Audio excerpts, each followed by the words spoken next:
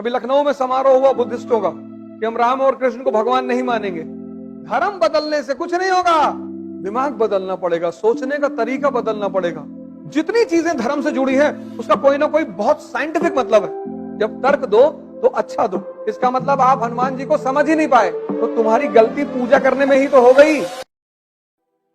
देखो यूपी में, बिहार में, इस वक्त लगभग पूरे भारत में जातिवाद, कास्टिज्म बहुत तेजी से बढ़ रहा है। अभी लखनऊ में समारोह हुआ बुद्धिस्टों का और 22 प्रतिज्ञा दिलाई गई कि हम राम और कृष्ण को भगवान नहीं मानेंगे, हम ब्रह्मा विष्णु महेश को भगवान नहीं। अच्छी बात है, वो सब कोई बुरी बात थोड़ी है, ये तो श्रद्धा की बात है। जबरदस्ती थोड़ी मनवाओगे किसी से, कोई बात नहीं, उनका मन नहीं है ना माने। क्यों? अच्छा, वो नहीं मानेंगे, उसके पीछे जो वो तर्क देते हैं वो बड़ा प्यारा देते हैं। कहते हैं हम सरस्वती की पूजा क्यों करें? सरस्वती ने कोई यूनिवर्सिटी खोली है? हम लक्ष्मी जी की पूजा क्यों करें? सबसे ज्यादा पैसा अमेरिका के पास है। तो तुम्हारी गलती पूजा करने में ही तो हो गई। लक्ष्मी जी क्या करें?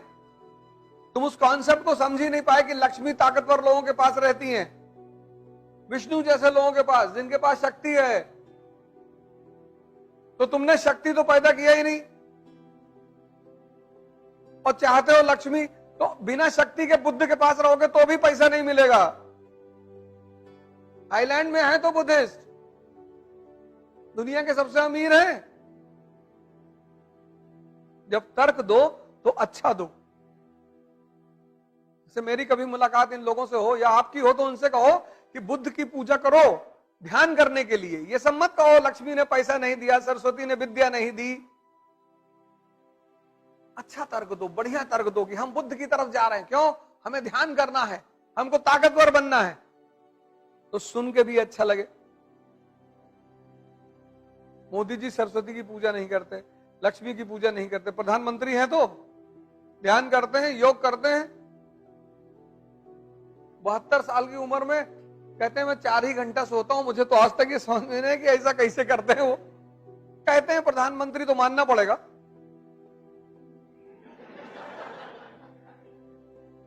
अभी मना कर दो तो ईडी उडी का छापा पड़ जाए।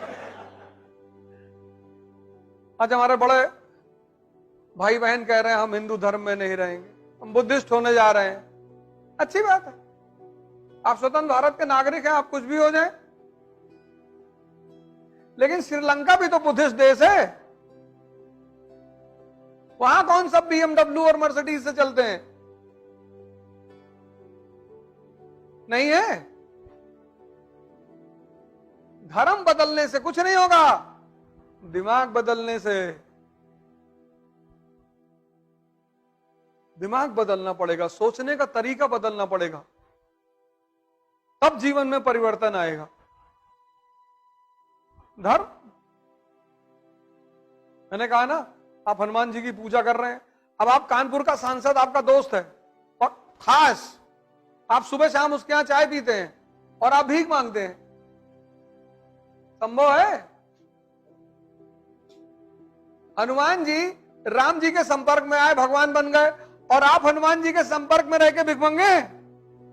इसका मतलब आप हनुमान जी को समझ ही नहीं पाए। हनुमान जी किसके सूचक हैं? ध्यान के। उनका हमेशा चित्त कहां लगा हुआ है? चेतना पे। सीता जी ने मोती की माला निकाल के दी, मोती कूच के देखने लगे। सीता जी ने पूछा ये क्या कर रहे हो? बोले राम को ढूंढ रहा हूं, चेतना को। और जिसमें चेतना नहीं है उसको पास में रखने की क्या जरूरत है? फेंक दो, तब वो भगवान है। तो हनुमान जी की गलती नहीं है, गलती आपकी है, क्योंकि आप उस विधा को समझ ही नहीं पाए। बुद्ध को अपनाने से कुछ नहीं होगा, ध्यान अपनाने से। सिद्धार्थ ने ध्यान किया, तपस्या की, ज्ञान दी, तब बुद्ध बने। और तुम सिर्फ नाम लिख लोगे अनूप बौद्ध और तुम बुद्ध हो जाओगे? तो चाहे हनुमान जी के साथ रहो और चाहे बुद्ध के साथ, दोनों को समझना पड़ेगा।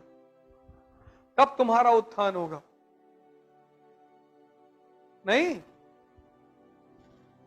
रैशनलिज्म। जिस चीज को तुम करो उसका जो वैज्ञानिक आधार है उसको समझो। वैज्ञानिक, ऐसे मत करो। हिंदुस्तान में, पूरी दुनिया में जितनी चीजें धर्म से जुड़ी हैं उसका कोई ना कोई बहुत साइंटिफिक मतलब है।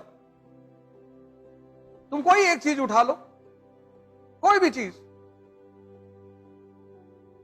आज सबसे ज्यादा बीमारी मुसलमानों में है, जबकि उनको उनके धर्म ने एक बड़ी अच्छी दवा दी है। उसको कायदे से फॉलो कर ले तो बीमारी ना हो। रमजान दवा है वो। पूरे साल में जो जितना मल अंदर इकट्ठा होता है डिटॉक्सिफाई कर देगा बॉडी को, अगर उसे कायदे से किया जाए तो। अब रात भर कबाब खाओगे रमजान में घूम घूम के,